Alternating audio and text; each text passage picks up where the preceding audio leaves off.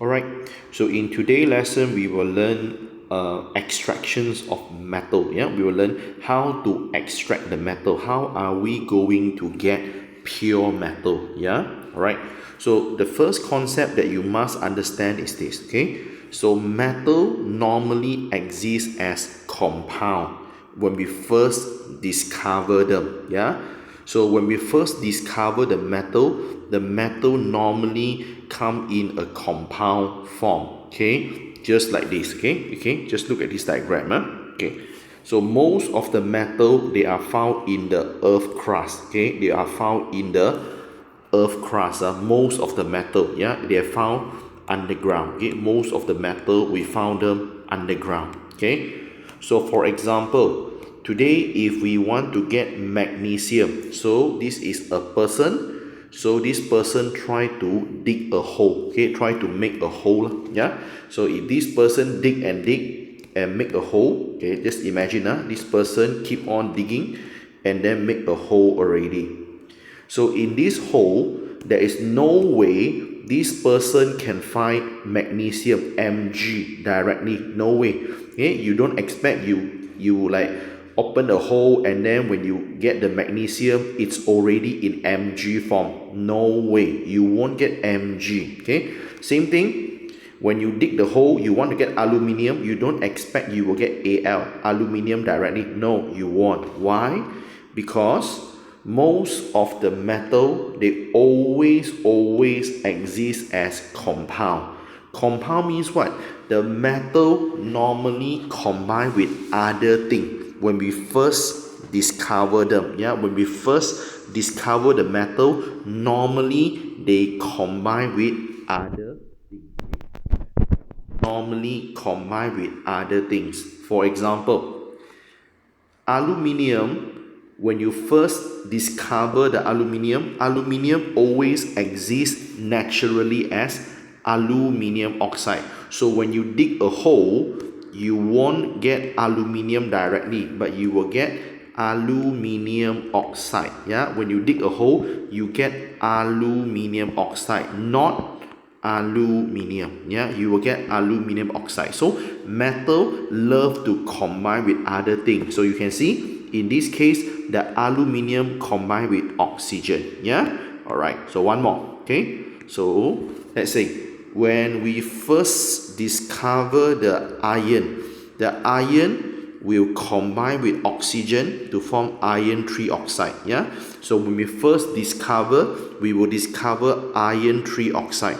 Okay, so iron trioxide, so when we open the hole, you will get Fe2O3. So this is iron trioxide. Yeah, we get iron trioxide naturally. You are not getting iron Fe directly. No, you cannot get the metal directly one. Most of the metal, they will combine with other substance. Okay, most of the metal, they will combine with other substance to form compound. Okay, one more concept. So today, if you want to get a zinc, you dig the hole, you are not getting the zinc directly. You won't get zinc, Zn, directly. Yeah, you won't get zinc directly. No. So zinc, when you get it, the zinc will combine with sulfur to form zinc sulfide. Okay, so zinc, they will combine with sulfur to form zinc sulfide. So when we dig the hole in the earth crust, so we will get zinc sulfide. Okay, so what is the very important concept that I want to tell you here? Okay, so most of the metal, we found them in the earth crust. Most of the metal, we found them underground in the earth crust. When we found the metal normally combine with other things. Normally, the metal combine with other things to form a compound. Okay, so just like when we first discover magnesium, the magnesium combine with oxygen to form magnesium oxide. When we dig the hole, we will see that the zinc will combine with sulfur to form zinc sulfide. When we dig the hole in the earth crust, so we will see that aluminium will combine with oxygen to form aluminium oxide. Yeah, so this is a very important concept that you need to know. Okay, so let me write a side notes here. Okay, so I'll just write a side notes here. Hopefully you all can get the idea. Okay, so the side notes that you need to know is this. Okay, so most of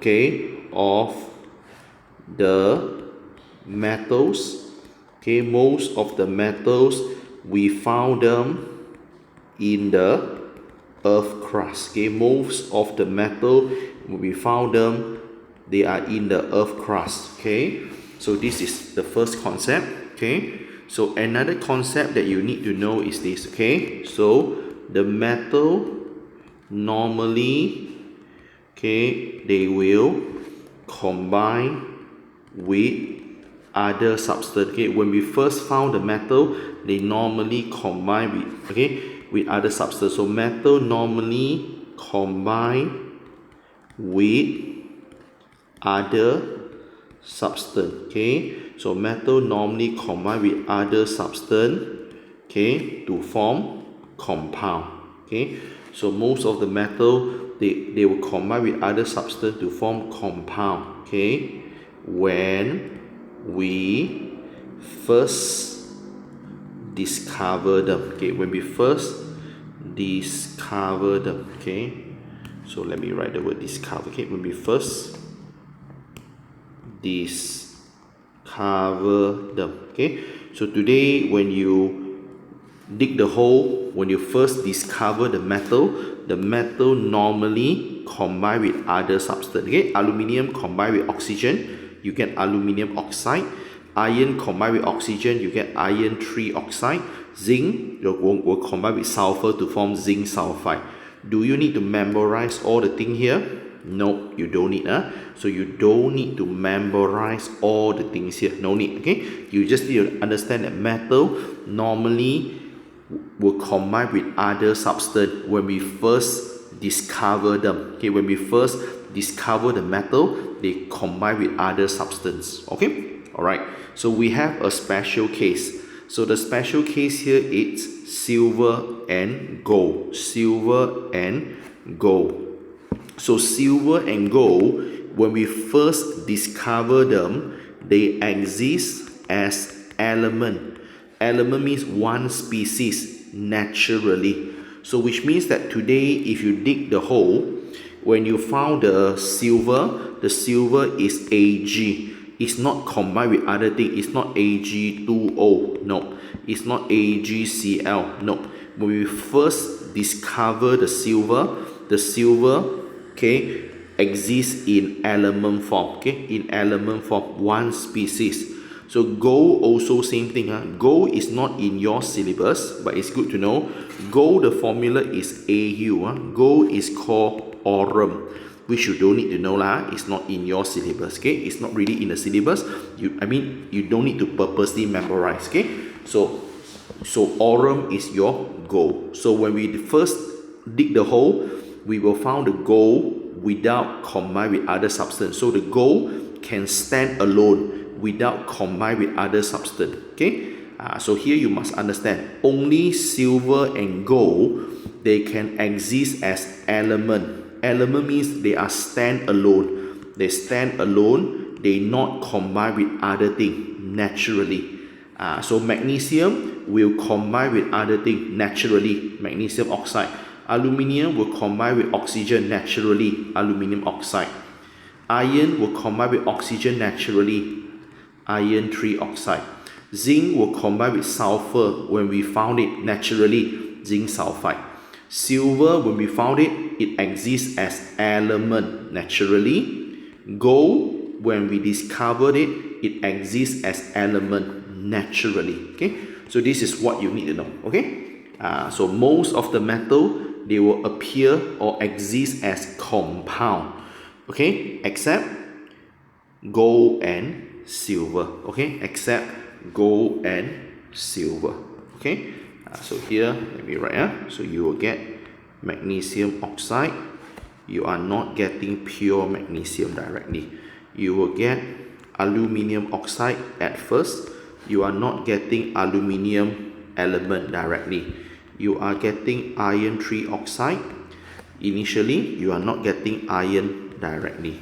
When you dig the hole, you will get silver directly. Yeah, silver will exist as element directly. Okay, so same thing, gold AU, you will get it directly as well. Okay, so this is the first concept that you must understand.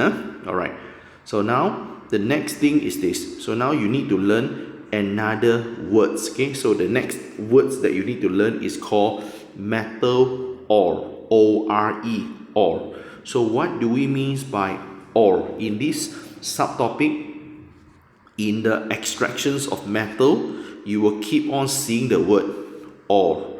So the word ore stands for origin. It stands for origin. Okay, or in another word, we call it as raw material. Okay, we call it as raw material. So what is ore? Ore is the raw material that we use to extract the metal. So metal ore is the raw material that we use to get the metal we want. Okay, all right, so let me further explain. There are two very popular metal that you need to know in SPM. In SPM, when you come to extractions of metal, in SPM, if you want to extract the metal, you want to get the metal, they always ask you two metals. The first metal is aluminium. The second metal is iron. Okay, they always ask you to extract the aluminium and extract the iron. Okay, they won't ask you to extract magnesium. They won't ask you to extract calcium. No, normally they always ask you all to extract aluminium or iron. Aluminium or iron. Okay, right, so this is a very important table that you must know. This is a very important table that you must know. Okay, so you need to understand that. Okay, like what I say, there are two metals that we always want to extract. The first metal is called aluminium. Okay, the next metal it's called iron. Okay, so in SPM we need to know how to extract aluminium and how to extract the iron. Okay, now you must know what is the ore, the origin. So how to get the aluminium? What is the raw material for us to get the aluminium? So we will get aluminium from aluminium oxide. Yeah, we will get aluminium from something we call it as aluminium oxide. Okay, so the formula for aluminium oxide is Al2O3. So you don't need to purposely memorize the formula. You can predict the formula using what you learn in your Form 4 Chapter 3. Form 4 Chapter 3, we can get the formula if you know the charge. Aluminium, the charge is Al3 plus. Oxide, the charge is O2 minus. Okay, so their charge is different, so we will do a cross method. So the 3 will come to here, the 2 will come to here. So in the end, as you can see, aluminium you have 2, so Al2. Oxygen you have 3, O3. So this is how you predict the formula for aluminium oxide. Okay, rather than memorizing. So you don't need to memorize the formula for aluminium oxide. You can predict yourself. You can predict on your own. Okay, so this is the one. So remember, ore means the origin, the raw material.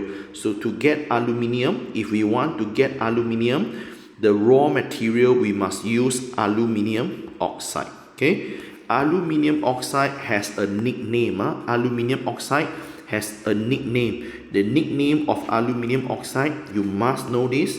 This is called bauxite. B-A-U-X-I-T-E. Bauxite.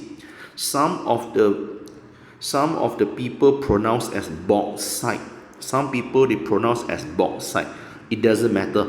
It doesn't matter it's bauxite or bauxite. It's okay because you don't have any oral test. You don't have any oral test, so you don't need to know how to pronounce it. It's okay as long as you can spell the name correctly. Is good enough. Okay? So this is very important. This one must know. Okay, they always ask you the nickname for aluminium oxide, okay, which is called bauxite.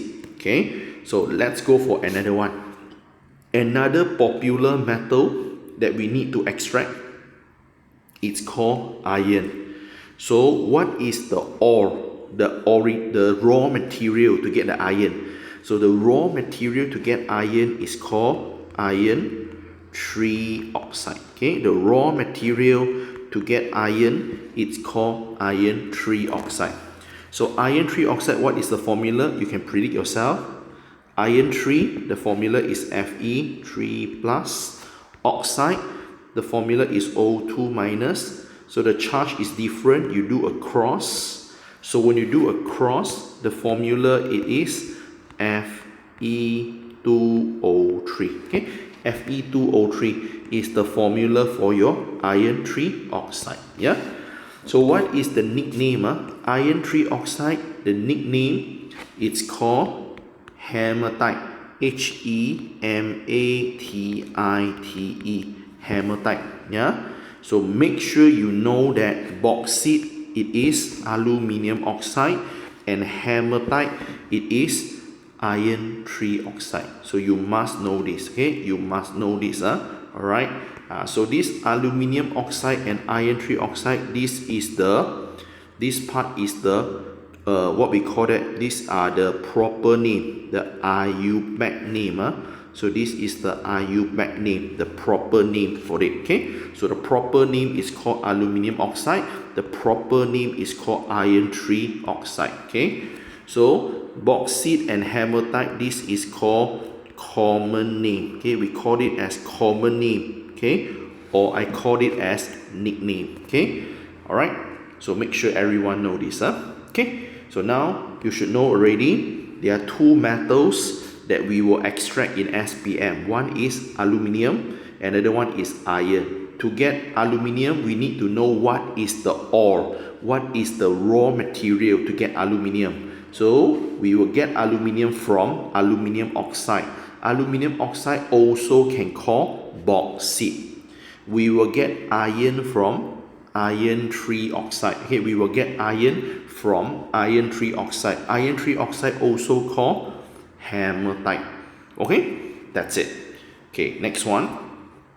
Okay, so you must understand that if we want to extract the metal, okay, there are total two methods. Okay, we have two methods for us to extract metal. Yeah, if we want to extract metal, there are total two methods we can use. Okay, so the first method, it's something that we learned recently.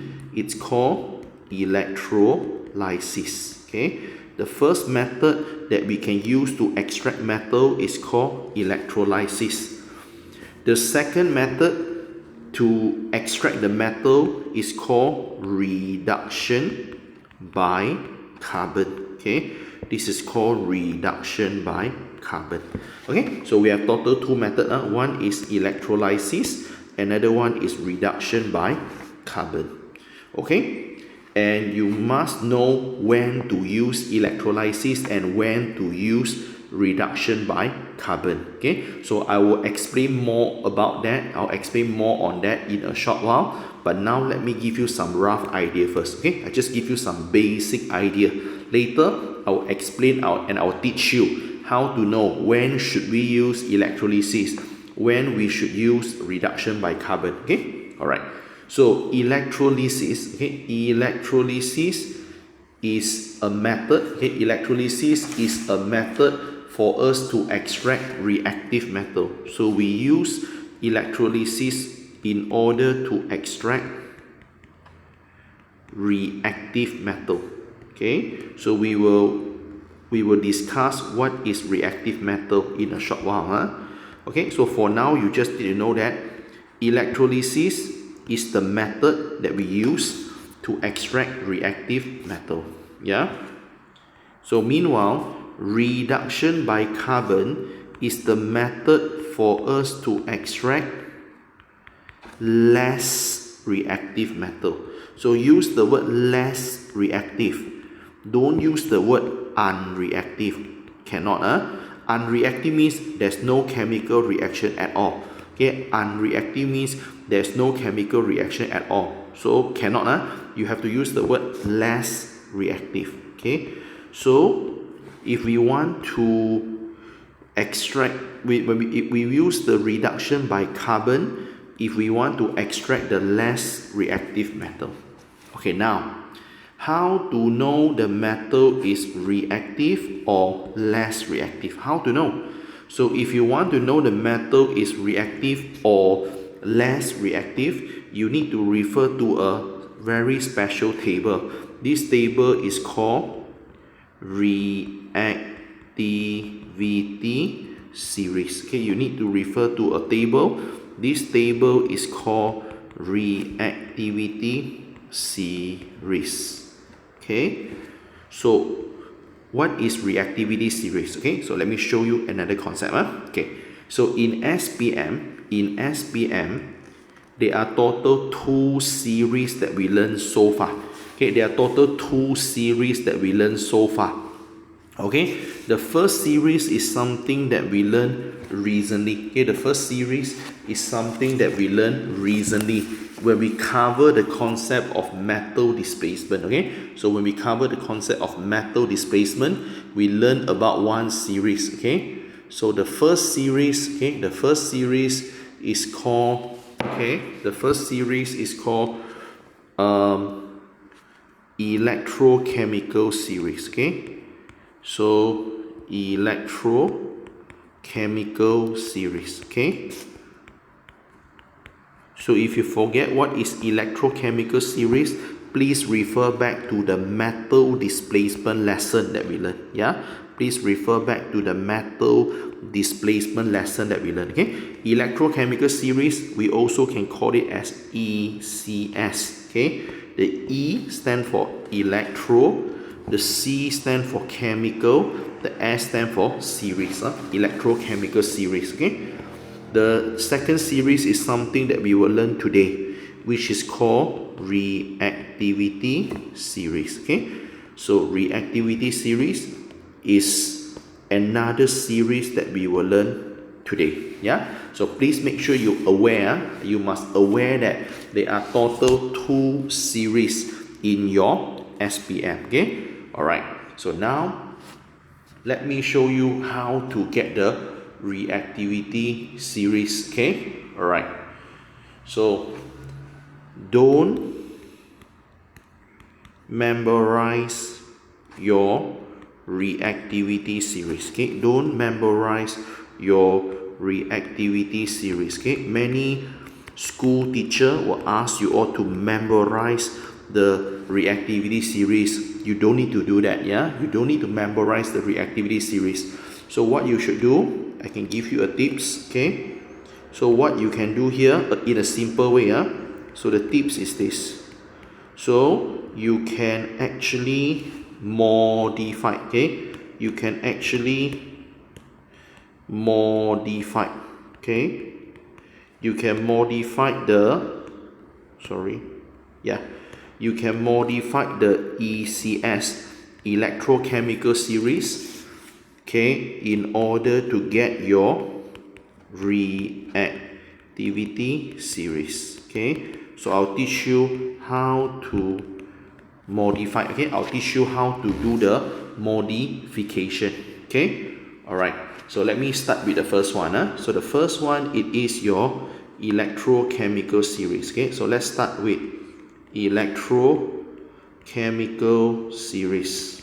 Okay, which is your ECS. Okay, so this is electrochemical series. Okay, versus the reactivity series. Okay, so I'll teach you some simple magic that you can use to change the electrochemical series to become reactivity series. Okay, so remember how we memorize the electrochemical series previously. Okay, so we memorize it by using the letter. Kalau nak kahwin mesti ada Zaka, fantastic, sebab papa hendak cucu anak. Okay, so papa hendak cucu anak. Okay, so we learn about this in metal displacement. Okay, I hope everyone still remember lah. Okay, so what should we do? We use this to help us to memorize. The first one, kalau K is potassium. Second one, Na is sodium. If you learn in BM, they call natrium lah. Ka is calcium, but there's no formula called Ka. Calcium need to modify a bit. Calcium, the formula is Ca. So the M is magnesium, Mg. The A is aluminium, Al. The Z is zinc, the formula Zn. Fantastic, the F is Fe, iron. So the S is Sn. Sn is tin. Sn is tin. Okay. So the P, Papa, the P is Pb. Pb is called lead. In BM, they call plumber. In BM, they call it as plumber. Okay. So the H here is hydrogen. The Cu, cucu, Cu is copper. The last one, anak. The A here, anak. A is Ag, silver. Okay, so this is our electrochemical series. This is our electrochemical series.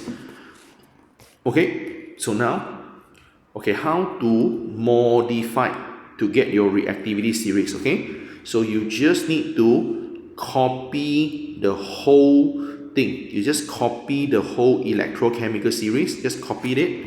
So copy K, copy Na, copy Ca, copy Mg, copy Al, copy Zn, copy Fe, Sn, Pb, copy the H, copy the Cu, copy the Ag. Just copy the whole thing.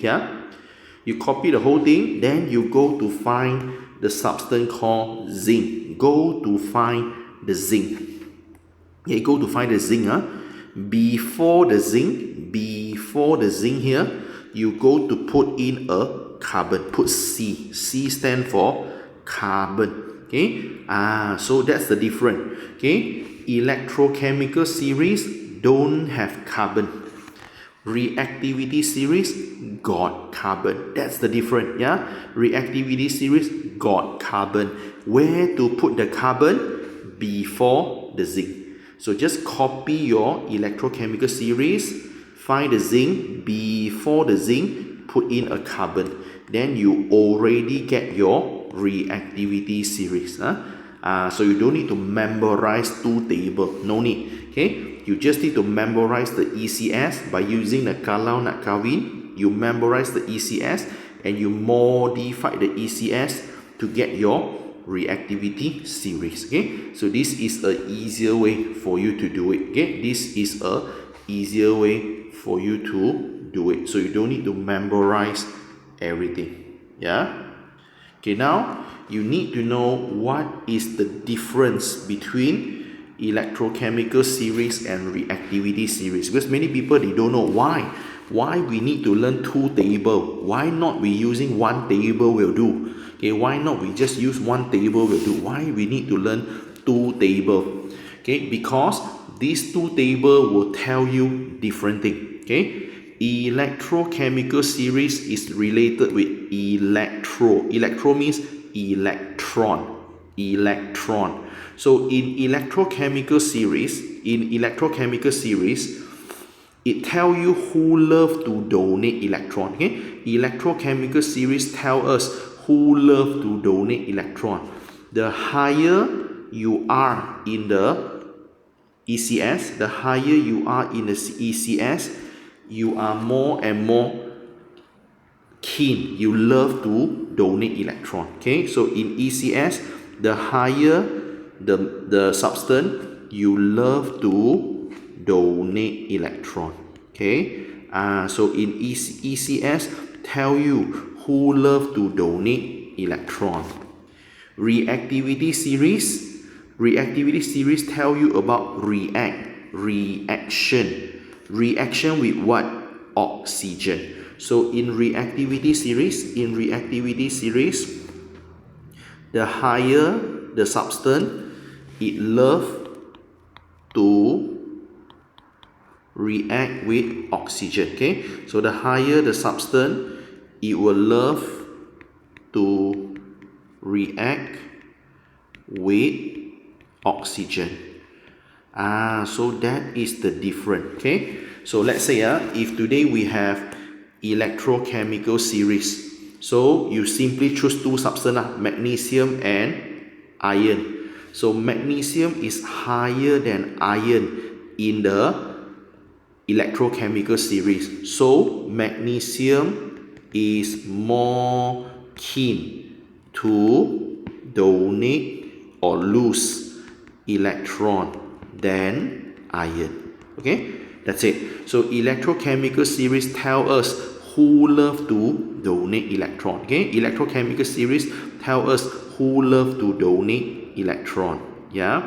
Okay, what about reactivity series? So let's say reactivity series, I choose calcium and copper. Calcium is higher than copper in reactivity series. So means what? So reactivity series must react. So calcium love to react with oxygen. Calcium love to react with oxygen.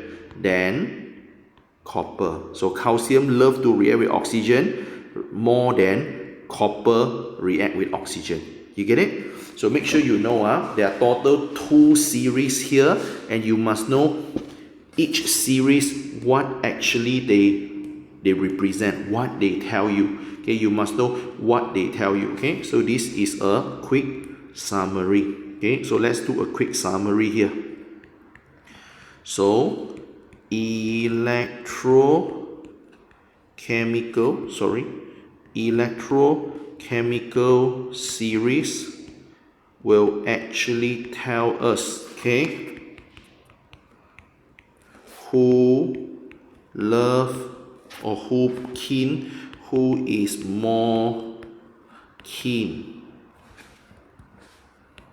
to donate, or you can use the word release, or you can use the word lose electron. Yeah, so reactivity series. Okay, so if we have reactivity series, it's another thing. So reactivity series will actually tell us, okay, reactivity series will actually tell us who is more reactive toward oxygen, who love to react with oxygen. Yeah, so it's not very hard to memorize, because you can see electrochemical series, electro relate with electron. Okay, reactivity series is react. Okay, react with oxygen. Okay, so this is a simple summary that you need to know. Yeah, this is a summary that you need to know. Okay, alright, so now once we know how to modify the ECS to get the reactivity series, and once we know the difference between the ECS and reactivity series, now go back to the very important things here. Okay, alright, so just now I said we have two methods. We have two methods for us to extract the metal. So how are we going to use the reactivity series? Okay, so now we need to know how to use the reactivity series to choose, okay, the proper method. How to use the reactivity series to choose the proper method to extract the metal.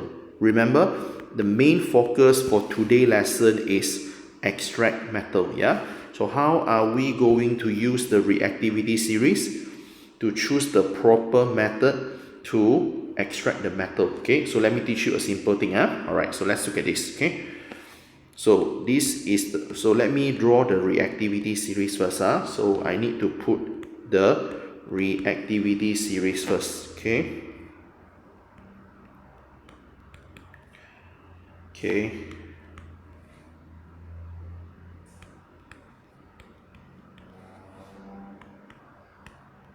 okay.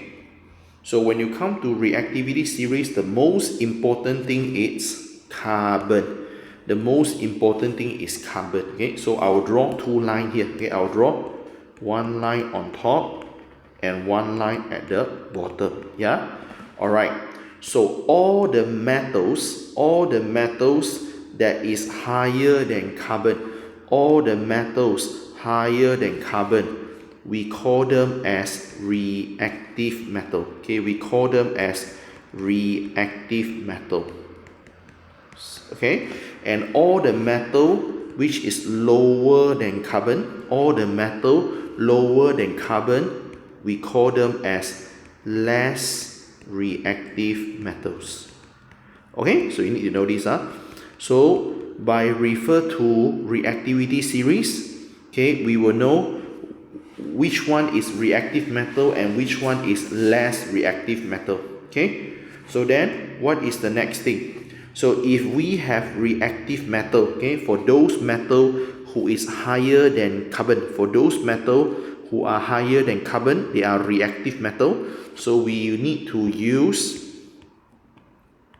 electrolysis. Okay, we will use electrolysis method, okay, to extract the metal. Okay, so today if you want to extract aluminium, you have to use electrolysis method. If you want to extract magnesium, you have to use electrolysis method. Okay, all right, for those metal who are lower than carbon, okay, for those metal who are lower than carbon, they are less reactive. So for less reactive, so we will go to use a method. This method is called reduction by carbon. Okay, we will use a reduction by carbon method, okay, which I will explain more later. Okay, I will explain more what is reduction by carbon later. Yeah, so we will use the reduction by carbon method, okay, to extract the metal. Okay, so I hope now everyone know, okay, now everyone know which method to use and how to decide. Okay, we just use reactivity series to help us to choose the method to extract metal.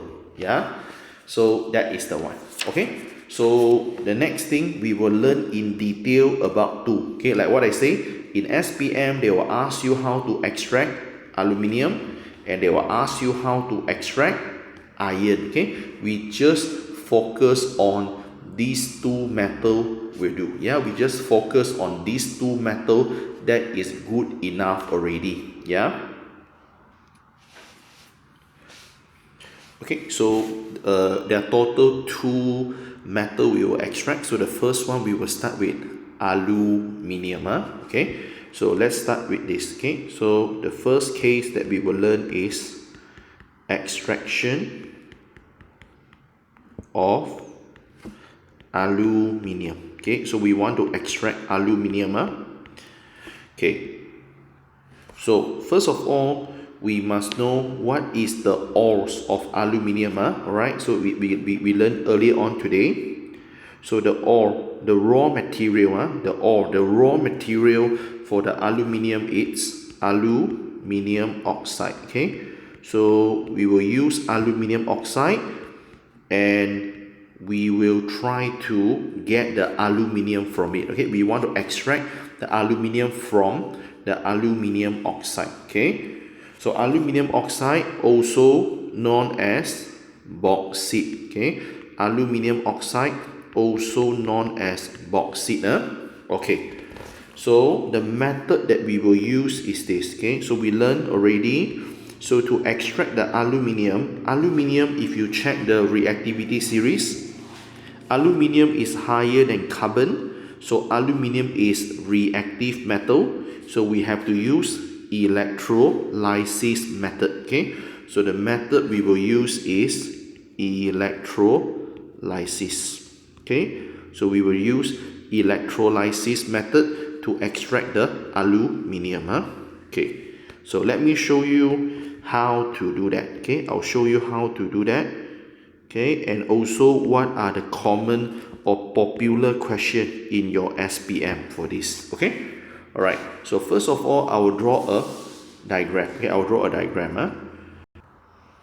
Okay, so first we will start with drawing a diagram. Okay, so this is the diagram to extract aluminium. Okay, so you don't need to memorize the diagram. Yeah, don't need to memorize. Okay, so here you need to know is this. Okay, so here we will have a container. Okay, so this is a container. Okay, so this is a container here. Okay, so this container is something like this.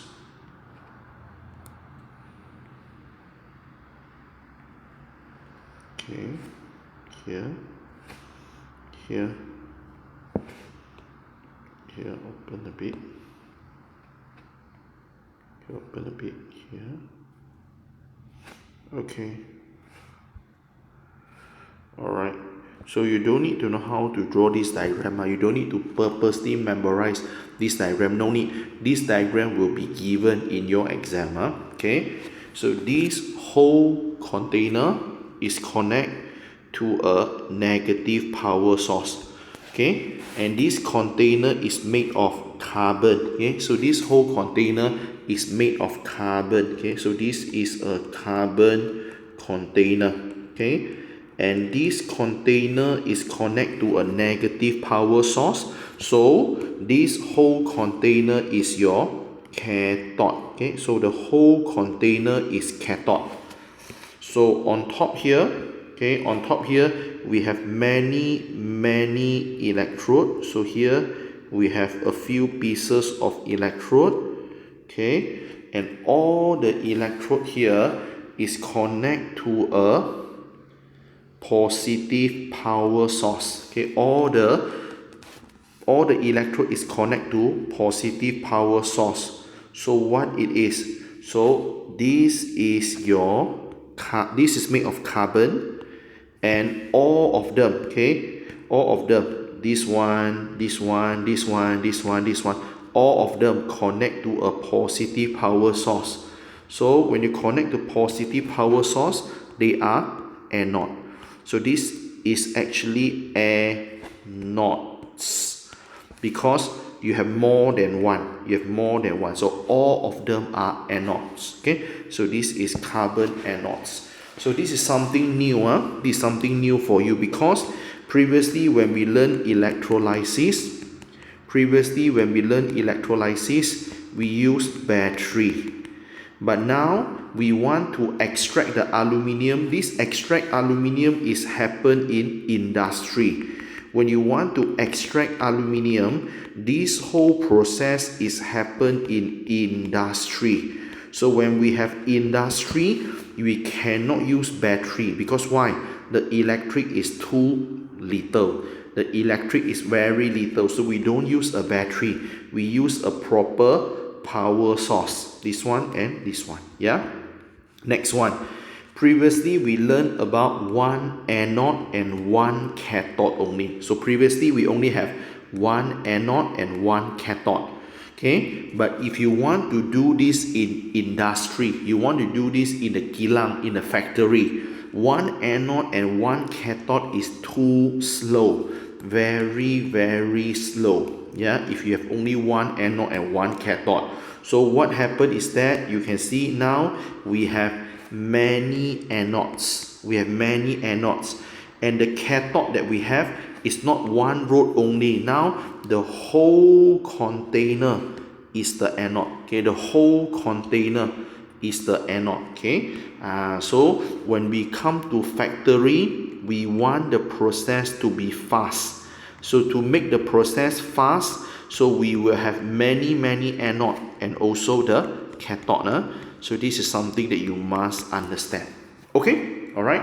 So now I hope you can understand this diagram. So please don't need to memorize the diagram. Okay, you don't need to memorize the diagram. You just need to know how it works. Okay, so now inside the what we call that, the container, we have the liquid. Okay, inside the container we have the liquid. Okay, so the liquid inside here is two things. There are two things inside the liquid here. The first one, it is molten. Okay, the first one, it is molten. Okay, it is molten aluminium oxide. So we have molten aluminium oxide. Alright, another one that you need to know, it is this. Okay, so the molten aluminium oxide, you need to add with a special material. Okay, you need to add with a special material here. Okay, so the special material you need to know, it is Cryolite. Cryolite.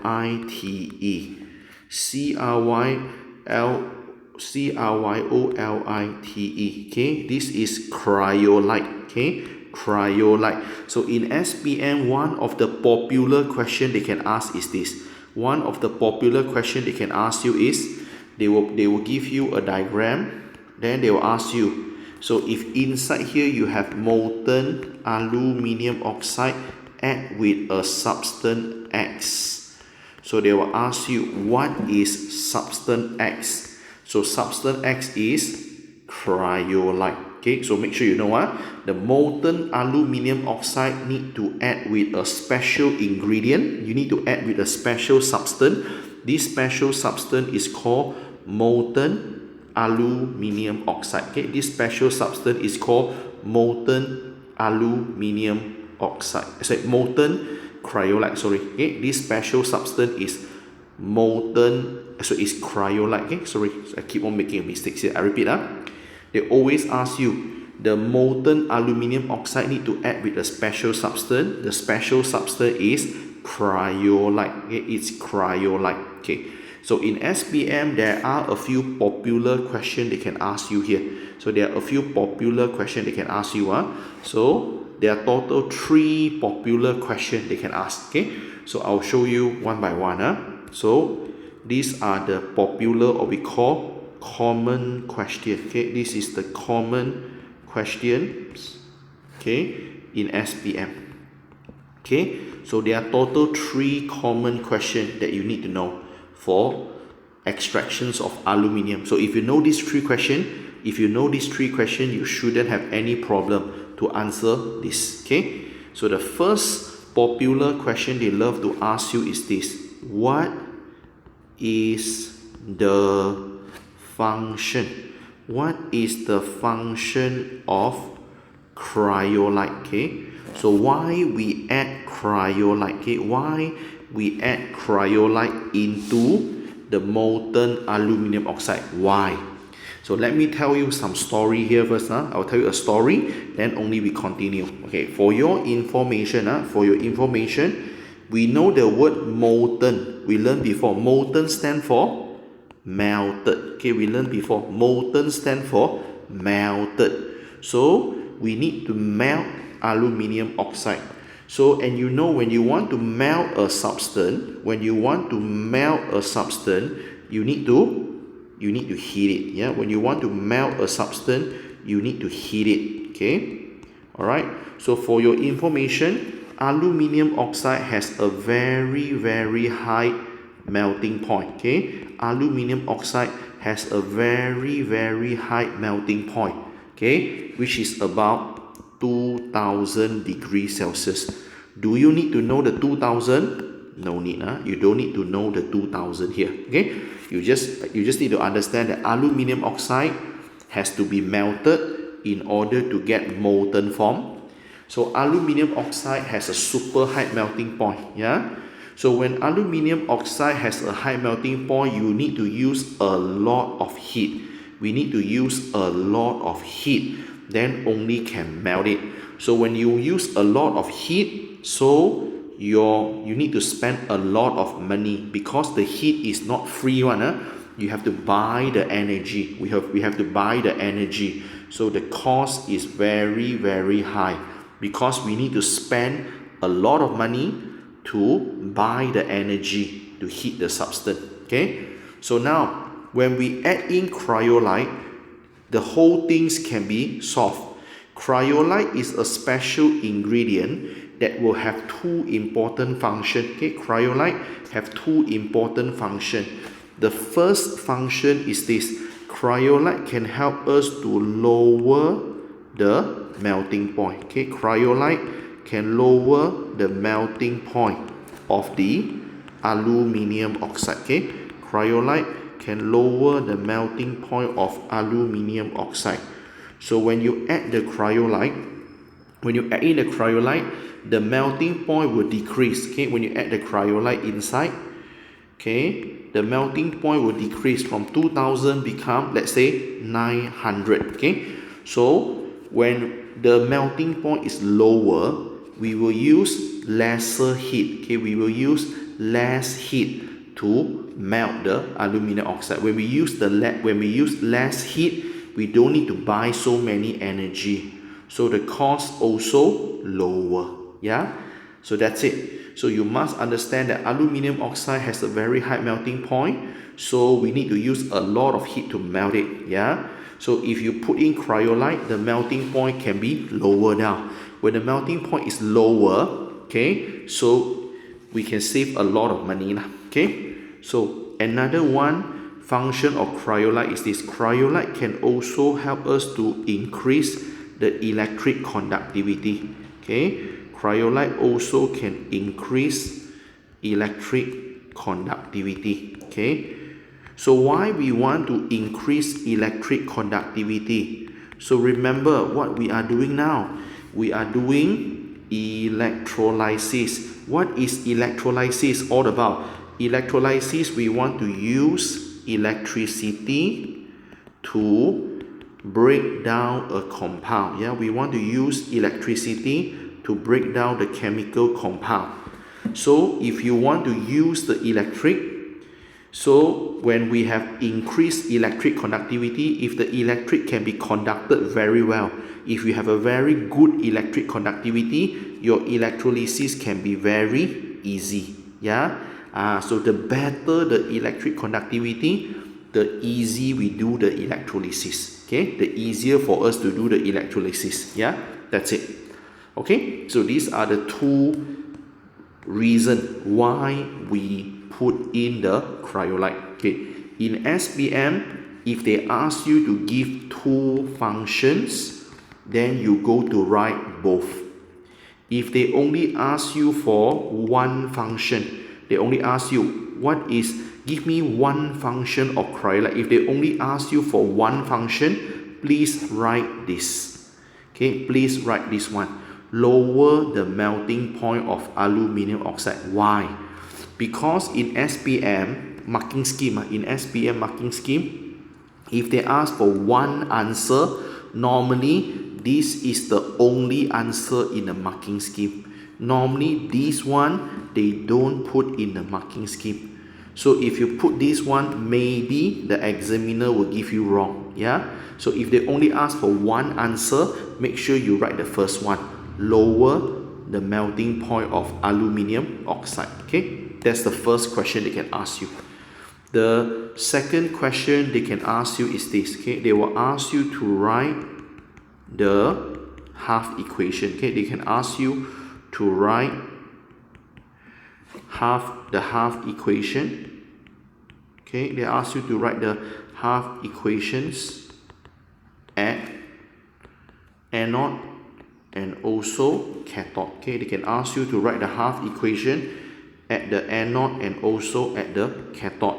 So this one not very hard. Okay, this one not very hard. We can try to do it together. Okay, So how to write the half equation at anode and cathode? Okay, so we know that when you come to electrolysis, positive is anode, positive is anode, negative is cathode. Okay, alright, so first of all we need to know what ion is present. Molten aluminium oxide, we have aluminium ion, which is Al3 plus. Oxide ion is O2 minus. Okay, so we don't have H plus and OH minus because molten stand for melted. Melted don't have water. Okay, you only have H plus and OH minus whenever we have aqueous or solution. Okay, when they use the word aqueous or solution, then only we go to put H plus and OH minus. So now don't have okay, so we only have two ions. So very simple, we know ion will move to opposite charge electrode. Okay, so anode is positive electrode attract negative ion. So we can write this. So underneath here we can write, so anode, so anode is your positive electrode, it will attract negative ion, O2 minus will come over. So let us complete this half equation. So we know all the ion go to anode and cathode because they want to discharge. Okay, all the ion, they go to anode, they go to cathode because they want to discharge. They want to be neutral. Discharge means that they want to throw the charge to become neutral. So let's do it. O2 minus, if you throw the charge away, you will get neutral O. But you never see O will come alone. O cannot come alone one. Okay, so if the O is neutral, it will be O2. Okay, O2. So now we need to balance the quantity. 2O on the right, 1O on the left. So you can put the 2 to balance it. Okay, we can put the 2 to balance it. Yeah. So then don't forget half equation need electron. Half equation need electron. Electron, we need to check the total charge. We need to check the total charge. Left hand side, the total charge 2 minus times 2. So total charge is minus 4. Right hand side, the total charge nothing, 0. So negative 4 and 0, the difference is 4. So we need to use 4 electron. We need to use 4 electron. So where to put the electron? Always put the electron to the more positive side. So 0 is more positive than the negative 4. So you put the 4 electron on the right hand side. So now we already get the half equation, yeah, for anode. So what about the cathode? Okay, what about the cathode here? Okay, so let's look at the cathode. So what about the cathode? So cathode, it is negative electrode. Okay, cathode is negative electrode. Negative electrode attract positive ion. So negative electrode attract positive ion, which is Al3 plus, which is Al3 plus. Okay, so Al3 plus will go to the cathode, and all the ion they want to discharge. So when Al3 plus go to cathode, it will discharge to become neutral Al. Al3 plus throw away the charge to become neutral Al. Yeah, become neutral Al. Okay, so now we need to balance the electron. Okay, so the total charge on the left hand side is positive 3. The total charge on the right hand side is 0. Positive 3 and 0, the difference is 3. So we need to use 3 electron.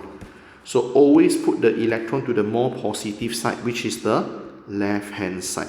So we put 3 electron to the left hand side. Okay, so by doing that, we already get the half equation. Okay, we already get the half equation.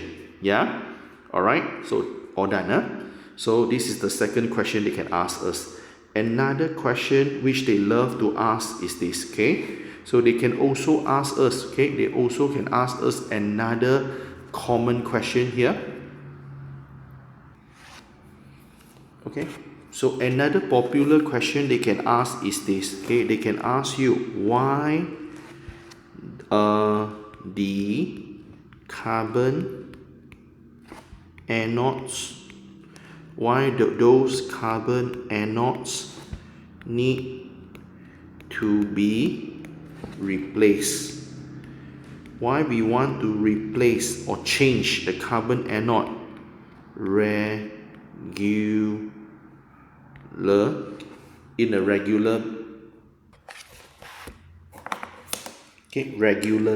Okay, so why the carbon anode need to be replaced regularly? Okay, what do we mean? It means that after a while, let's say after 3 months, this carbon anode need to change to something new.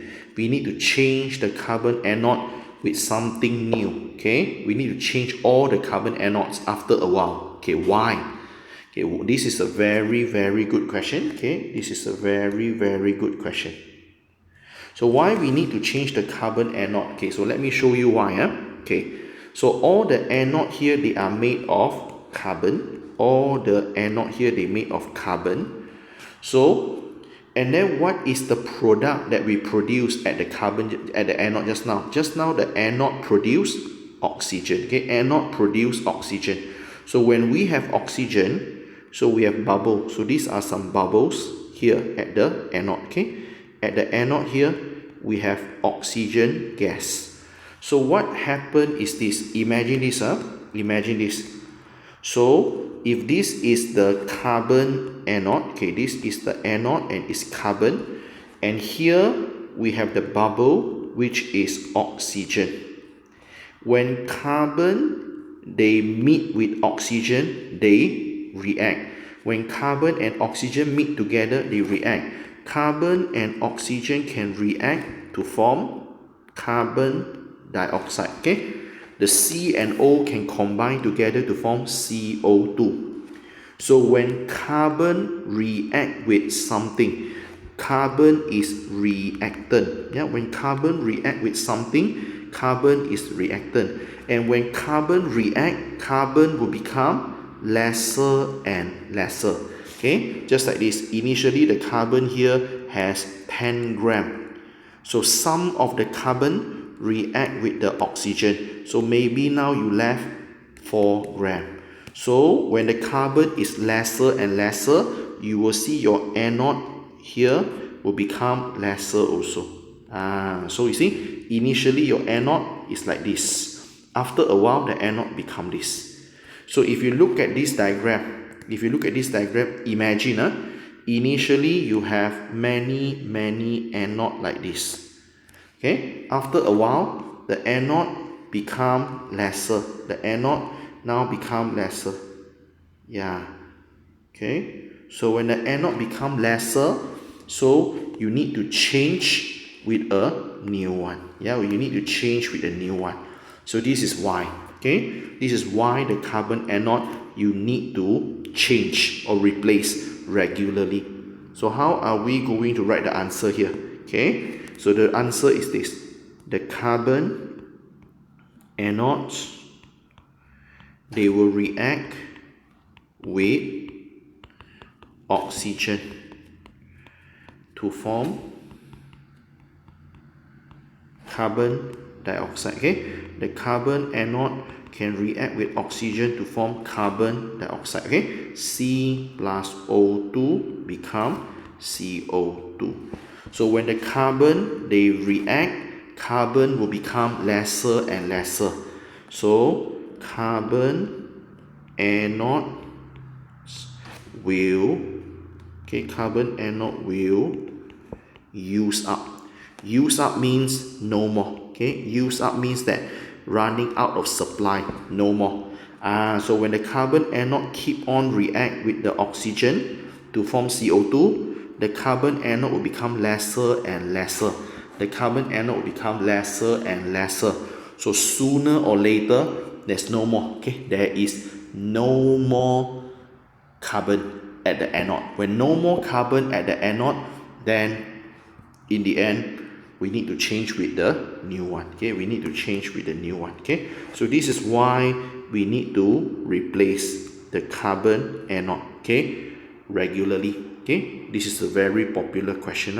Okay, Okay, now why they open a hole here? Why they open the hole here? They won't ask why, but it's good to know, because as you can see, this is your cathode. So what is the product at cathode? Your cathode, the final product, it is aluminium. The final product is aluminium. So by right, all the aluminium, they should be something here. Okay, this is the cathode. These are all the cathode. So the cathode here produce the aluminium. So the red color is the aluminium. So normally aluminium should be a gray color solid. Normally aluminium should be a gray solid, but remember, now when we want to get a molten aluminium oxide, we are heating the whole thing. When we keep heating the whole thing, when we heat the whole thing, so this aluminium oxide, they will melt. Okay, this aluminium oxide will melt, so it will become molten form. You become molten liquid. By right, aluminium should be gray solid, but because this whole process we keep on heating, when we keep on heating, the gray solid melted. So when the gray solid melted, we will get molten liquid. So the molten liquid, which is the red color aluminium, the red color aluminium, they will flow out to here. This hole is to let all the molten aluminium go out. So the molten aluminium go out from here. So you see, at the end of the day, so we already get the aluminium that we want. Okay, we already get the aluminium we want by using electrolysis. Okay, we use the electrolysis to split the aluminium and oxygen, and we only get the aluminium, okay, as here. So this is what happened. Okay, this is what happened. Okay, all right. So this question is very unlikely to be tested, but it's always good to know. Okay, it's always good to know what is happening. Yeah, all right. So let me clean this thing first.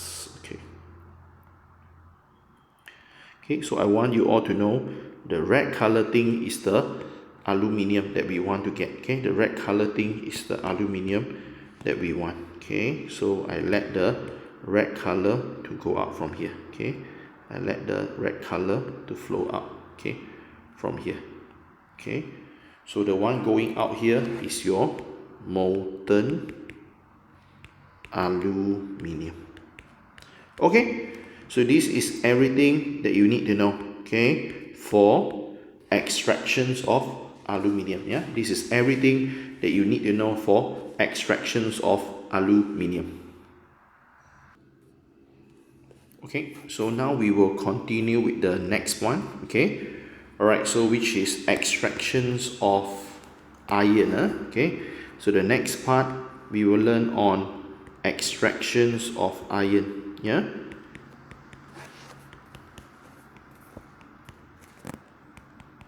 okay, extractions of iron.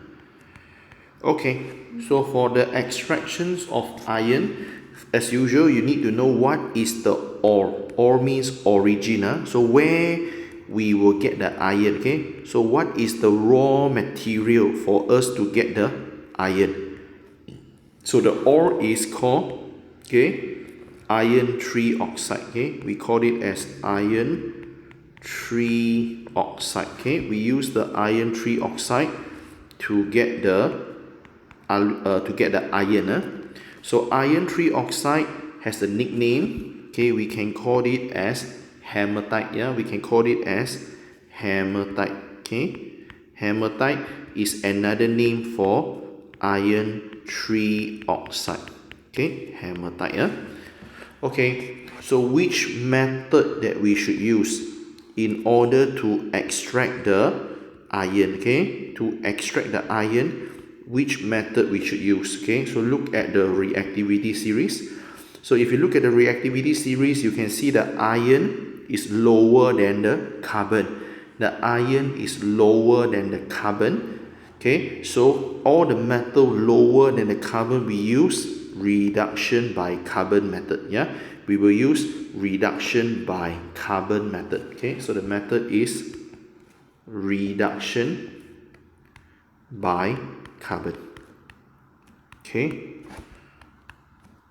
So let's start. Okay, so same thing, we will start with a diagram. We will start the whole thing with a diagram. Okay, so this diagram you don't need to memorize. Don't need to memorize the diagram. So I just show you what is the diagram all about. Yeah, okay, all right, so this is the one.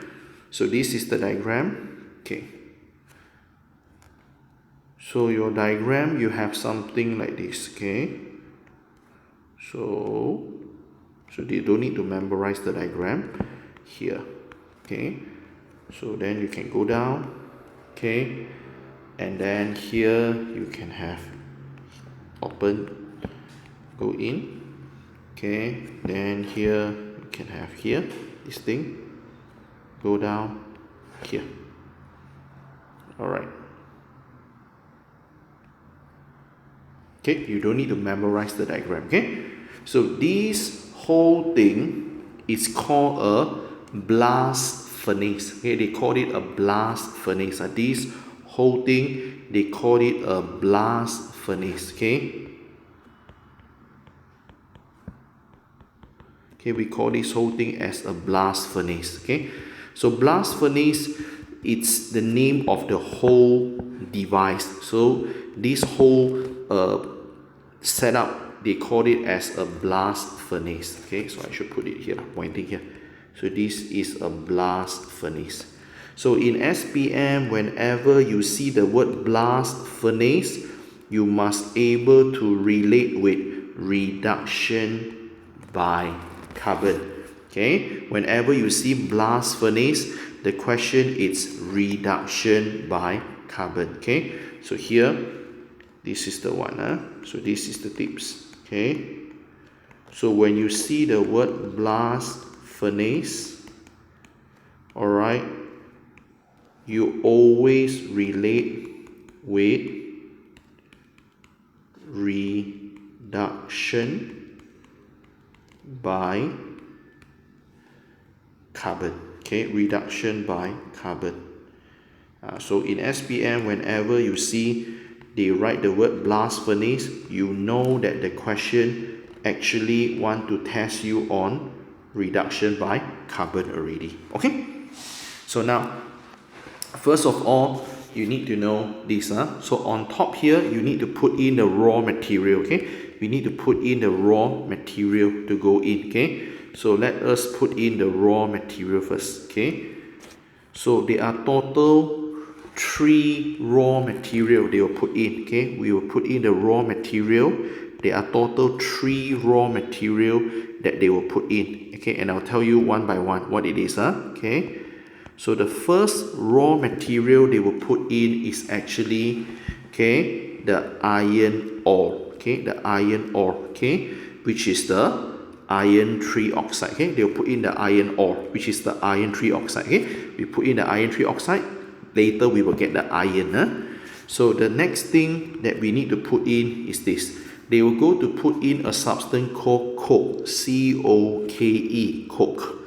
Okay, so you must understand that coke in chemistry is not Coca-Cola. It's not the soft drink. It's not the soft drink Coca-Cola.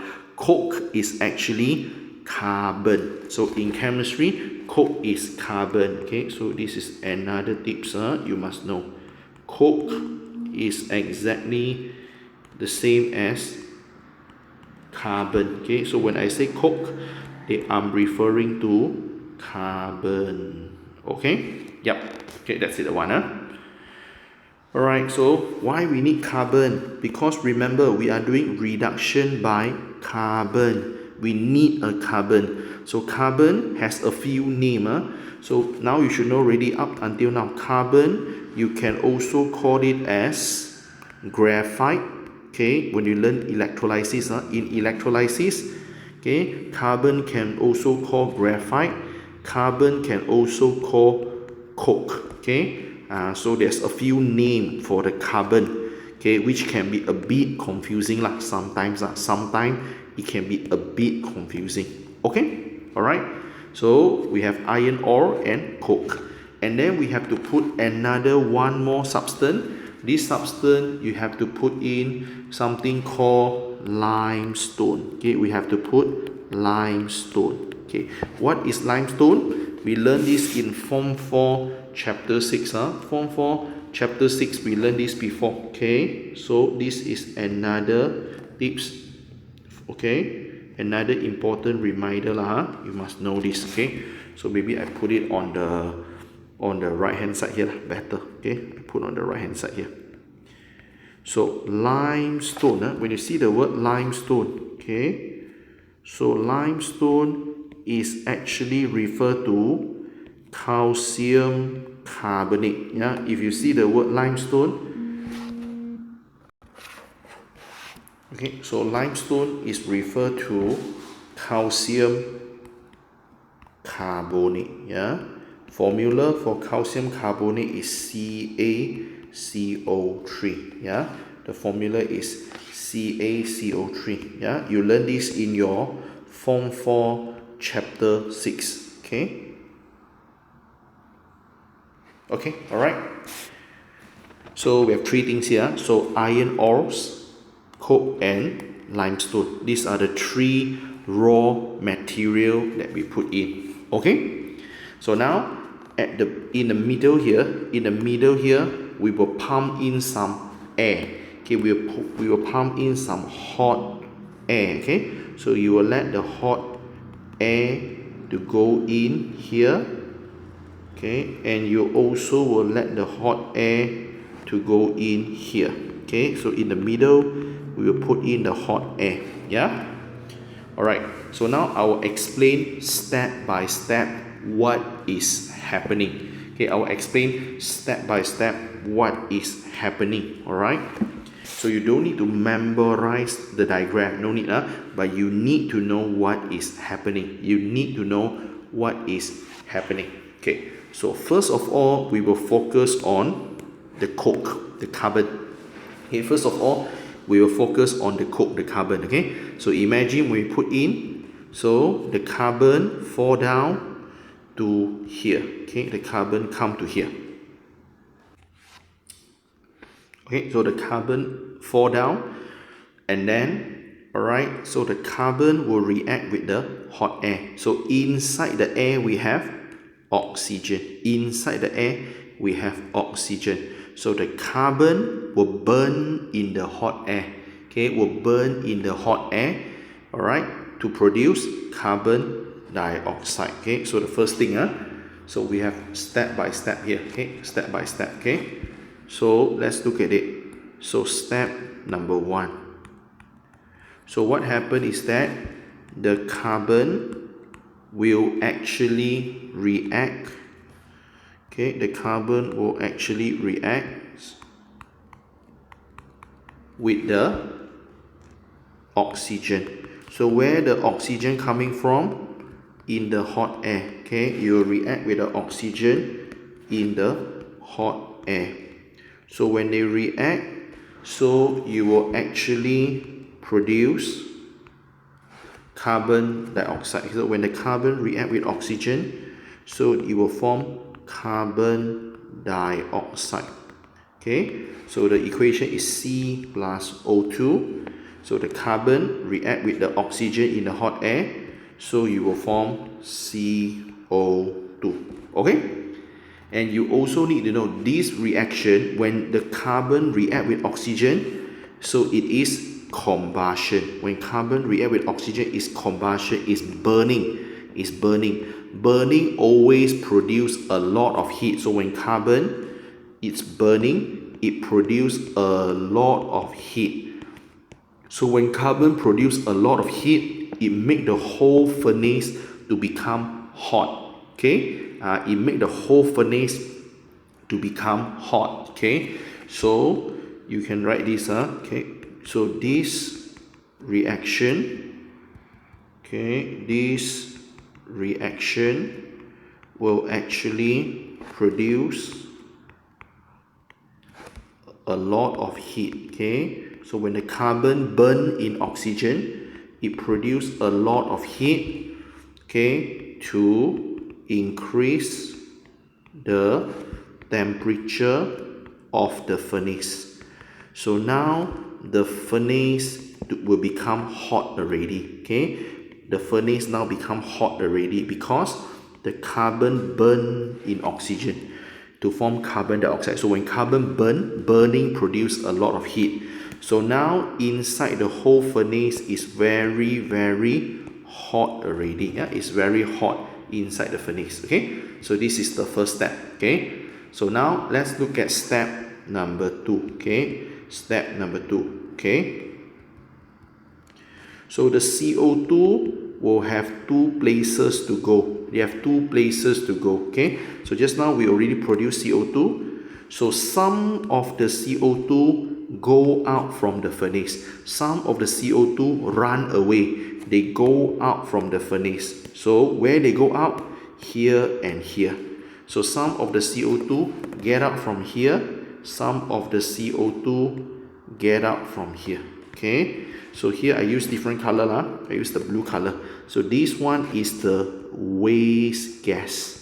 Okay, waste gas. Waste gas is the CO2 lah. Okay, some of the CO2 and also some of the hot air that you don't use will come up also. Okay, some of the hot air that you don't use will get out from here also. Yeah, so here this is the waste gas.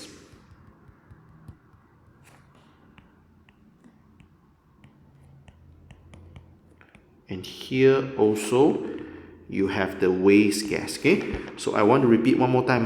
So what is the waste gas?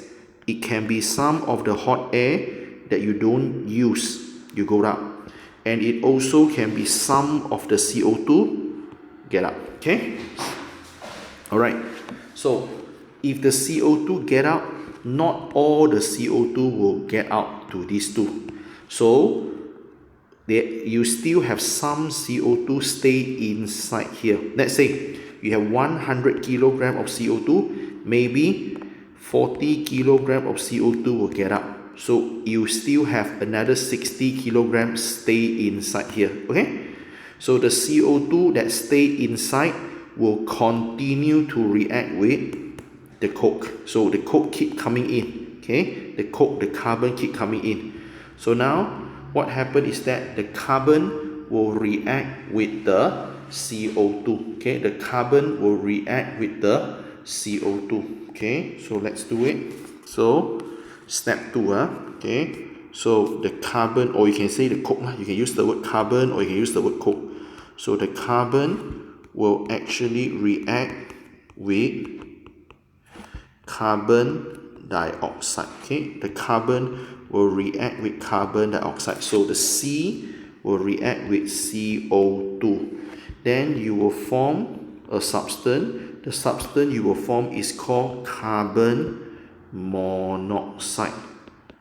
So what is carbon monoxide here? Okay, the word monoxide here, mono stand for 1. So, okay, so mono stand for 1. So you have carbon, you have mono 1, oxide is oxygen. So you have carbon and 1 oxygen, CO, carbon monoxide. Okay, so let us balance the equation. 1 carbon here, 1 carbon here, 2 carbon, put a 2 here. Yeah, so 2 oxygen here, 2 oxygen here. So it is balanced already. Yeah, so the C will react with the CO2 to form CO. So you see, CO2 inside here react with the coke that coming in to form CO. Okay, so now what we have, now as you can see, inside the furnace we will have some CO2, some CO that is produced, and also some coke, the carbon that coming in. Okay, so this is what we have in the furnace now. Okay, all right, so step 2 all done. Step 2 all done.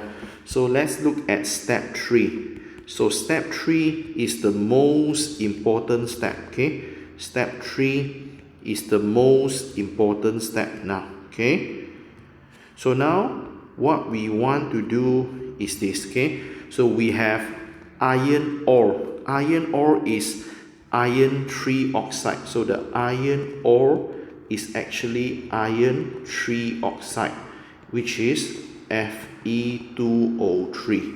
So we have Fe2O3, but what we want in the end, our main purpose is to extract iron. So we only want iron. We want iron Fe only. We only want Fe. We don't want Fe2O3. So what should we do? We need to remove the oxygen. Okay, we need to rob the oxygen. Okay, we need to rob the oxygen, take the oxygen away. So how to take the oxygen away? So we can use two things. Okay, we can use carbon or carbon monoxide. Okay, so the carbon that we put in here, this is the carbon, the coke, and the carbon monoxide, CO. The carbon and carbon monoxide, okay, they can help us to remove the oxygen. They can remove the oxygen, okay, from the iron 3 oxide. Okay, they can remove the oxygen from iron 3 oxide. Okay, so let me show you, okay, how to write this equation. So let's say we have this carbon react with iron 3 oxide. Okay, what will happen? So when iron react with the iron 3 oxide, okay, so what will happen here? So the carbon will go to rob the oxygen away. Okay, why the carbon can rob? Because if you look at reactivity series, carbon is higher than iron, so anything higher is a more powerful gangster. Okay, we learned before, anything higher is a more powerful gangster. So carbon is a more powerful gangster than iron. So when carbon is more powerful gangster, carbon can rob the oxygen away. So when carbon rob the oxygen away, carbon combined with oxygen, it will form CO2. Okay, when the carbon rob the oxygen away, you will form CO2. Okay, you will form CO2. Okay, and then once the oxygen taken away, so you left with iron. So the iron, it is Fe. So this is what happened. Okay, we let the carbon to rob the oxygen from the Fe2O3. So that's why this process is called reduction by carbon. Why we call reduction by carbon? Carbon rob the oxygen away. So when the Fe2O3 lose oxygen, so it lose oxygen, okay, to the carbon. So lose oxygen is reduction. Okay, reduction. Okay, when we lose oxygen is reduction. So Fe2O3 lose the oxygen. Okay, who take the oxygen away? Carbon. Carbon take the oxygen away. That's why we call it reduction by carbon. That's why we call this as reduction by carbon. Okay, all right. So now we need to balance the equation. So let us balance the equation here. Okay, so we can balance the equation by doing this. Okay, so you can see, all right, so we can try to balance in this way. Okay, so the oxygen here you have 3, oxygen here you have 2. 3 and 2 we can make it become 6. So 3 and 2 we make it become 6. So to make 3 become 6, we times 2 here. To make 2 become 6, we times 3 here. Okay, so we put it to balance it. So then we balance other thing. So the iron, 2 times 2 iron become 4. Okay, so we have 4 iron now. So the iron, we put 4 on the right hand side. Yeah, so we have 4 iron on the right hand side. Then what else we have? We have 1 carbon on the left. We have 3 carbon on the right. So we put 3. So it's balanced. Okay, so this is what happened. Carbon robbed the oxygen away from the Fe2O3. So you get the iron that you want. Okay, so this process is called reduction by carbon. Okay, this process we can call it as reduction by carbon. Okay, so done. Okay, not only this, so there's another one more process that can also happen. So another one more process that can remove the oxygen is this. So another process that can happen is this. Okay, so the carbon monoxide, CO, CO is not stable yet. CO is unstable. The stable one is CO2. Okay, CO is not yet stable. It want to be CO2. So how the CO can be CO2? You can rob the O from Fe2O3. So now CO also can rob the O from the Fe2O3. So when CO take the O away, O and O add together, CO becomes CO2. Okay, CO will become CO2. Okay, so when the O is taken away, from here, when all the O taken by the CO, so no more O already, so you're left with iron. So iron is Fe. Okay, that's it. Okay, so now,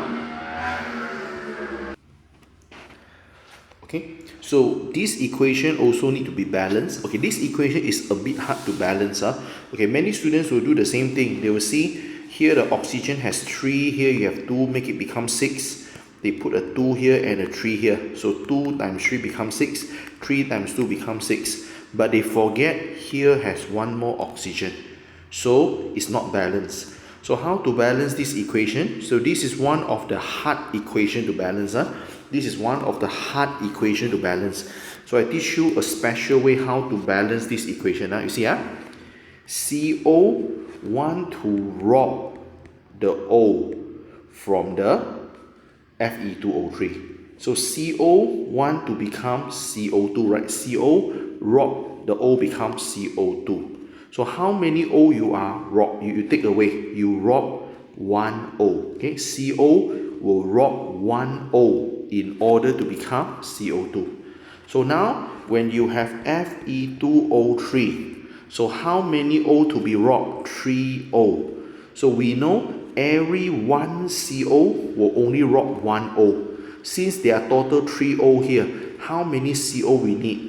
We need 3 CO. You see, CO, CO, and CO. So here take 1 O, here take 1 O, here take 1 O. Total 3 O all taken. So we need 3 CO. Okay, so then we can balance it. So we have 3 carbon on the left. We can put 3 carbon on the right. Oxygen on the left, 3 and 3. So is 6. So we have 6 oxygen on the left. On the right, 2 times 3, 6 is balanced. Oxygen is balanced already. Lastly, iron. Iron we have 2 here. Iron here we have 1. We put 2. So this equation is a bit hard to balance. This equation is quite hard to balance. Okay, so you have to be very, very careful. Okay, so step 3 it's very important. Okay, so at the step 3, as you can see, now the iron or the oxygen taken away. So now you will get iron already. Who take the oxygen away? So to remove the oxygen, 2 people can do that. The first people is carbon. Okay, the second one is carbon monoxide. The carbon and carbon monoxide, they can rob the O. They can rob the O away. Okay, they can rob the O away. Yeah, so this is step 3. Okay, so now you can see almost all done already. So now you can see already almost all done. So now let's focus on the last thing, limestone. Okay, let's do the last thing, the limestone. So what the limestone doing here? So when the limestone going into the blast furnace, so now let's put in the limestone. So I put in the limestone. Okay, so when the limestone go in, what happened? Limestone it is calcium carbonate. Okay, limestone it is calcium carbonate. So calcium carbonate can break down by heat, because inside the furnace it's very, very hot. The furnace is very, very hot. Okay, in the furnace is very hot. So the calcium carbonate, when it's very hot, the calcium carbonate will break down. Okay, so this process we call it as thermal decomposition. This process we call it as thermal decomposition. Thermal means heat, decomposition means breakdown. Okay, so if the substance can break down by heat, that is called thermal decomposition. So this is step number 4. Okay, so let's look at step number 4. So step number 4. Okay, so now what happened is this. Okay, so the calcium carbonate will actually undergo thermal decomposition. Okay, thermal decomposition means it will break down by heat. Okay, so you see, so we have CaCO3, calcium carbonate is break down by heat. So when the heat break it, calcium carbonate will form two products. One is CaO, calcium oxide. Another one is CO2. Okay, so when the calcium carbonate break down, you will form calcium oxide and carbon dioxide. Okay, you will form calcium oxide and also carbon dioxide. Okay, all right, so now what happened next? Okay, what happened next? Okay, and why we actually need the limestone? Okay, the limestone is needed because of this. Okay, inside the iron, in the iron there are some impurities that we don't want. Okay, all right, iron contains some impurities that we don't want. Okay, so let me write the side notes here. Okay, let me write the side notes here. Okay, so in the iron ores, okay, in the iron trioxide, okay, it actually contains something that we don't want. Iron ore actually contain something that we don't want. So this something that we don't want, we call it as impurity. Okay, so iron ore contain impurity. Okay, it contain impurity. Okay, such as this. So the most important impurity that you need to know is this.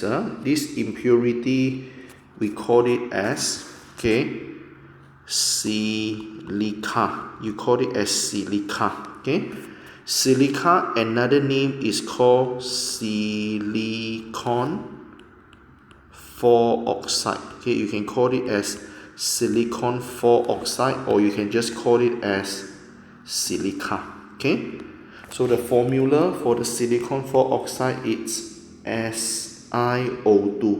So you learn about silica in your form 4 chapter 8. In form 4 chapter 8 you learned before, silica is found in glass. Okay, silica is the raw material for glass. Okay, so you learn this in your form 4 chapter 8. Okay, silica, or we call silicon 4 oxide. So this silica is the impurities, something that we don't want. Okay, impurity is something that we don't want. So we don't want the impurity, but it's there. So now we need to remove. Okay, we need to remove away the impurities. Okay, so now we want to remove the impurities. So how to remove the impurities? Okay, so the calcium oxide can react with the impurities. So now here, the calcium oxide can react with SiO2. They can combine together. Okay, why they can combine together? Okay, why they can combine together? Okay, now we need to do a quick revision for something that we learned in your Form 4 Chapter 4. In Form 4 Chapter 4, let's do a very quick revision here. Okay, so in Form 4 Chapter 4 we learned that, okay, so anything ended with O, we call it as oxide. Okay, anything ended with O, we call it as oxide. Okay, I should write underneath here. Okay, let me write underneath here for the revision. Okay, so this is the revision. Okay,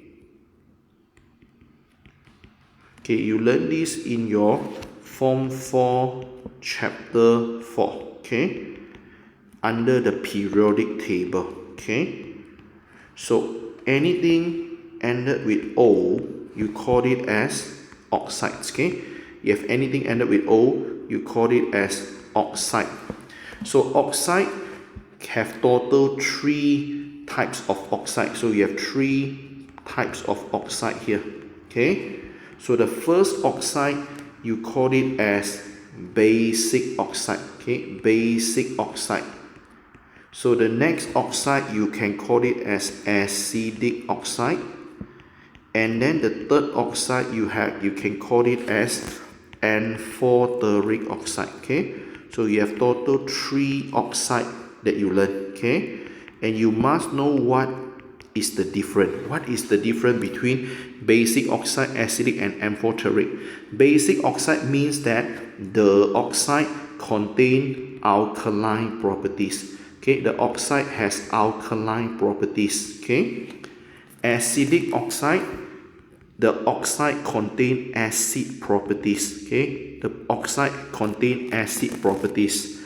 Amphoteric oxide, the oxide contain both, okay. The oxide contain both acidic and also alkaline properties, okay. The oxide got acid properties and the oxide also got alkaline properties. That is called amphoteric. So in SPM, how to know the oxide is basic, acidic, or amphoteric? How to know? Okay, how to know? Basic oxide normally refer to metal oxide. So if you have any metal combined with oxygen, so that is metal oxide. And metal oxide is basic. Basic means they have alkaline properties. Example, okay. So example, if you have a metal oxide, metal combined with oxygen, let's say, okay, you have magnesium oxide. Magnesium is a metal, oxygen oxide. So if you have a metal oxide, so it is basic. Acidic oxide is referred to opposite. If this is basic, opposite is acidic. If this is metal, opposite is non-metal, okay. So non-metal, the non-metal oxide. So if you have non-metal combined with oxygen, you get non-metal oxide. Non-metal oxide, it's acidic, yeah. So the example here, let's say we have a non-metal sulfur. Non-metal sulfur combined with oxygen, okay. So sulfur dioxide is a non-metal oxide. It is acidic, yeah. So last one, amphoteric oxide. So in SPM, the one and only amphoteric oxide you need to know is aluminium oxide, okay. Aluminium oxide is the one and only amphoteric oxide that you need to know in your SPM, okay. Formula Al2O3. So aluminium oxide is amphoteric. It has acidic properties. It also has alkaline properties, okay. So now come back to this question. So this question, you should know that calcium oxide, it is a metal oxide. So metal oxide, it is basic. It is a basic oxide. Silicon 4 oxide. Silicon is a non-metal. Oxygen is oxide, so non-metal oxide. So this is a non-metal oxide. So it is acidic. So something acidic and something basic, they can react. So when you have acid and base, they react together. When they react together, this process, you can call it as neutralization, okay. You can call this process as neutralization, okay. This process is a neutralization, okay. Something acid react with something base, okay. So this process is neutralization, okay. So what happened here? Now they will combine together. So when they combine together, what is the final formula? You copy back Ca, copy at here, okay, sorry, Ca copy at here, Si copy at here. The O you add together. Here you have one O, here you have two O. Add together. so become O3, CaSiO3. Okay, so CaSiO3, this substance, the name of this substance, you can call it as calcium silicate. Okay, this substance you can call it as calcium silicate. Okay, another name you can call it as SLAG, slag. You can call it as slag. Okay, so now I hope you can understand why we need to add in the limestone.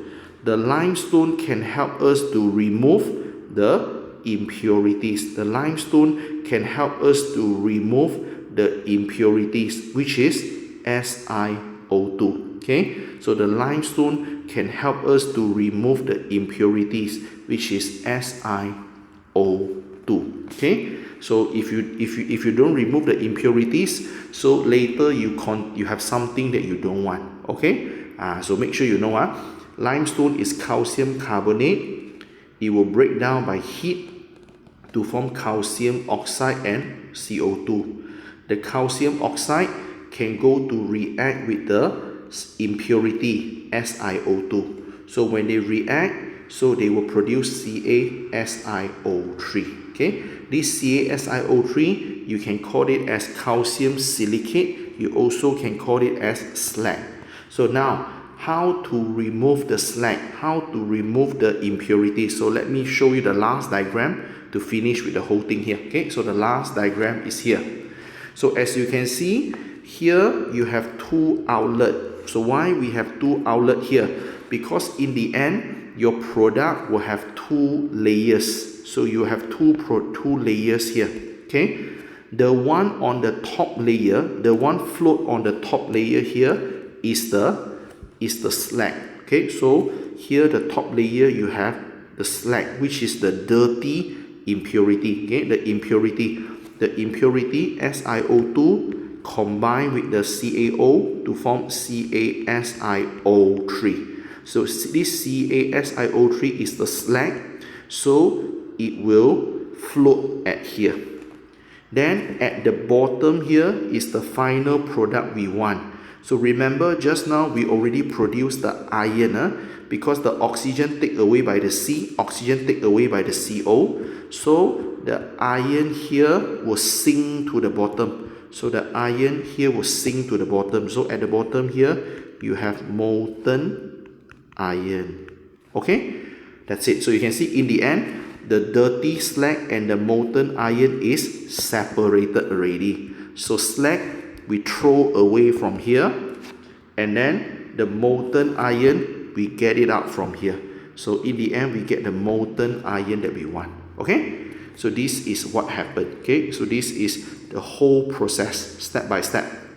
Okay, so make sure you understand this whole concept. Okay, make sure you understand the whole concept, what is happening here. Okay, so I try to run through the whole process one more time, okay, to finish with the whole thing. We try to run through the process one more time to finish with the whole thing. Okay, so first of all, the carbon, the coke will go in to burn in the oxygen to form CO2.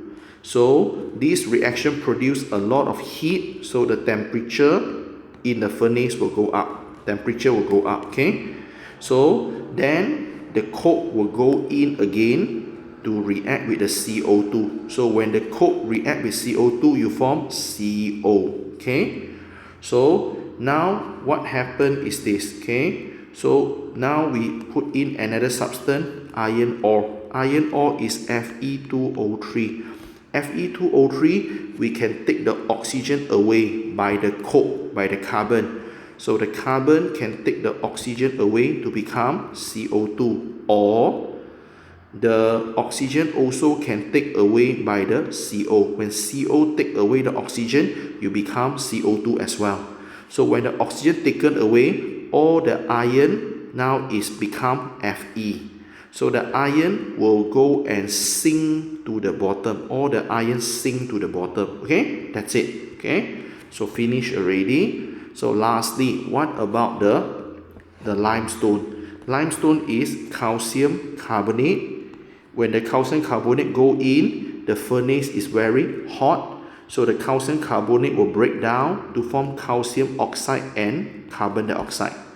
So the calcium oxide will go to react with the impurity. The impurity in the iron ore, inside the iron ore, they have some dirty thing. The dirty thing is SiO2. The dirty thing is SiO2. So the calcium oxide combine with SiO2 to become CaSiO3. CaSiO3 is slag. So the slag will sink to here, and we can throw the slag away. Okay, and this is what happened. Okay, so this is exactly what happened inside the blast furnace. Okay, so it's not hard as long as you understand the concept and you learn step by step, then it's all good lah. Okay, so it's all good here. All right, so that's it. Okay, so these are the two methods that we learn in your SPM in order to extract the metal. Okay, so there is actually another one more method, but it's not important for SPM. So I just cover in 5 minutes. Okay, just use the 5 minutes to cover. So this is the extraction. Okay, this is extraction by using a more reactive metal. Okay, this is extraction by using a more reactive metal. Okay, so this method is not very common in your SPM. Okay, so this is less important. This method is not so important. Okay, so you can just read through only. Okay, just read through will do. Okay, so this method is not so important. Okay, so how to do this method? This method actually use the concept that we learned before, the gangster bully concept. Okay, so it used the gangster bully concept. Okay, so example. Okay, example. Let's say we have this. Okay, we have a copper oxide. So we want to get the copper, we want to get Cu only, we want to take the oxygen away. So how to take away the oxygen? So we need a more powerful gangster to remove the oxygen. So you can refer to your reactivity series. So if you look at the reactivity series, so this is copper. Any metal higher than copper, they can rob the oxygen away from the copper. Any metal higher than copper, they can remove oxygen from the copper. So maybe we can use magnesium. Let's say, okay, let's say we go for magnesium. So when we go to put in the magnesium here, so magnesium and copper oxide. Magnesium is higher than copper in reactivity series. So magnesium is a more powerful gangster. So magnesium can rob the oxygen away. So when magnesium rob the oxygen, you get magnesium oxide, MgO. So when the oxygen robbed by magnesium, so now the copper has nothing left, stand alone, Cu. Okay, so this is a very simple gangster bully concept. Okay, this is a very simple gangster bully concept. Yeah, right. But this method is not so important in your SPM. Yeah, this method is not very important in your SPM. Yeah, so most importantly, you know the electrolysis method and also the extraction, the reduction by carbon method. So as long as you know that two method, that is good enough already for your SPM. Okay, right, so I think that's all. Okay, this is everything that we need to know for extractions of metal.